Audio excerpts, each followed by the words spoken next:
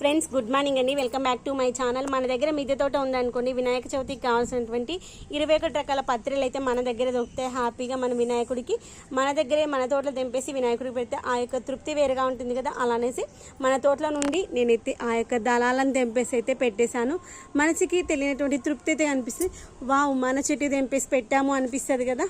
ఇదిగోండి సీతాఫల్ పెడతారు, గన్నేరు పెడతారు, తర్వాత వచ్చేసి పారిజాతము, దానిమ్మ, తర్వాత వచ్చేసి తులసి, తర్వాత వచ్చేసి మన దగ్గర ఉన్నటువంటి ఇంకా ఈ యొక్క ఫ్యాన్సీవి పెట్టేసుకున్నాను. ఇదిగోండి ఇక్కడ మస్క్ మిలాను, తర్వాత మన దగ్గర వంకాయలు, దొండకాయలు, తులసి దళాలు, తర్వాత 100 వరహాల మొక్కలు, అలా మన దగ్గర ఉన్నటువంటి అన్ని ఆకులు అయితే పెట్టేశాను.